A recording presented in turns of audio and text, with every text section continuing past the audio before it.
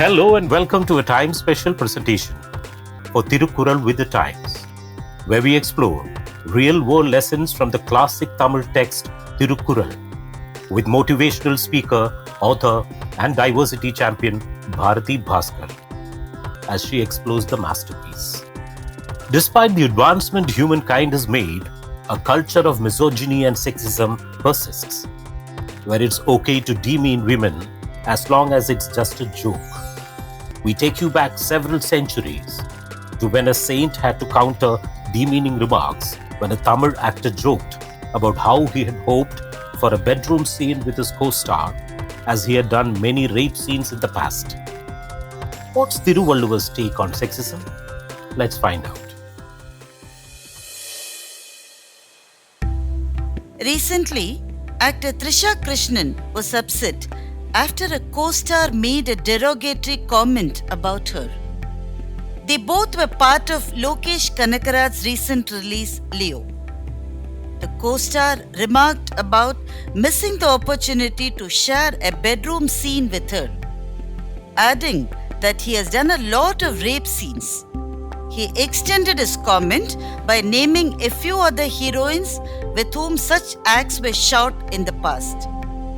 The comment drew a strong reaction from Trisha.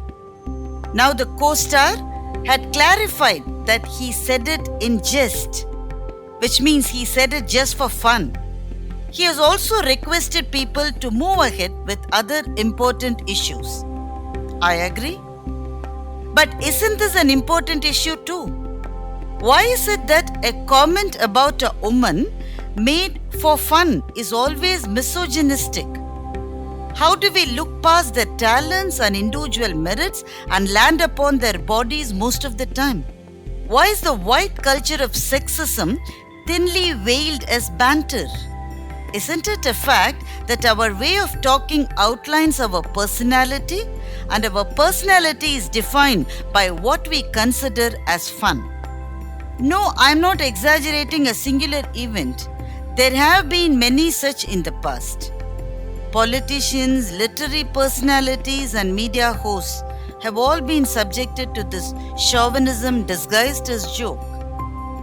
From closing the pay gap to realizing 1/3 reservation of seats for women in parliament, there is a lot to be done in the fight for gender equality. The most significant issue is safety for women. A recent survey found that 65% of women have been followed, stared at, catcalled, or groped in some point in time. Not only safety on roads, but safety in social media is as significant an issue for women as the physical safety. Morbid comments are all around women in social media. There is body shaming, voyeuristic innuendos, sexist jokes, morphed images, and deep fakes. Small and seemingly harmless instances of everyday sexism are also there, most often ignored, unnoticed, and disregarded. Have you ever wondered why fun events in workplaces have a reception desk where only women in traditional attire welcome the guests?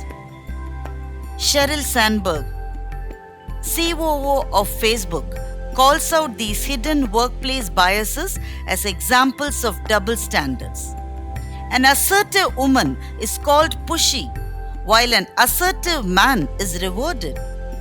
Men working long hours are called workaholics, while women working long hours ignore their families.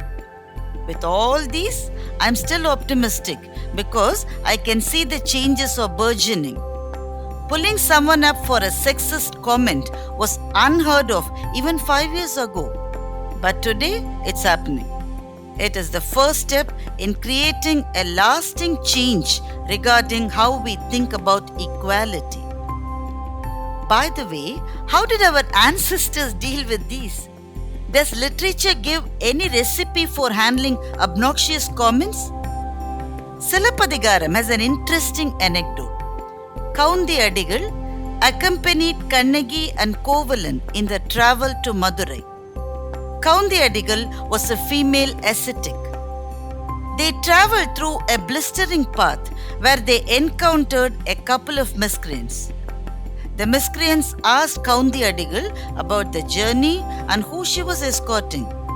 The merciful monk explained that they were traveling to Madurai and she was taking a couple with her. She also said that they were her children. "So, you got your son married to your daughter?" came the lecherous comment. The ever-enduring monk got wild and she cursed the troublemakers to become foxes in a thorny jungle. Sometimes we wish such powers existed today. Thirukkural does not talk about defaming or degrading women. But Valluvar predicts that women may have dangers all around them. He advises men not to shut women within four walls in the pretext of making them safe. Caging them and raising a fence around them to protect their honor is indeed demeaning. A woman's sense of justice and determination will provide her the safety, says the saint. I was surprised that he left the safety of woman to herself. Unlike in the exterior movies where the hero will break a window pane or a door and jump in to save the heroine from the villain. Now, the heroines have the power to fight for themselves. Sirai Kaakkum kaappu evan seyum, Magalir Nirai Kaakkum Kaappe Thalai. What avails the guard of a prison? The best protection for a woman comes from her sense of justice and determination.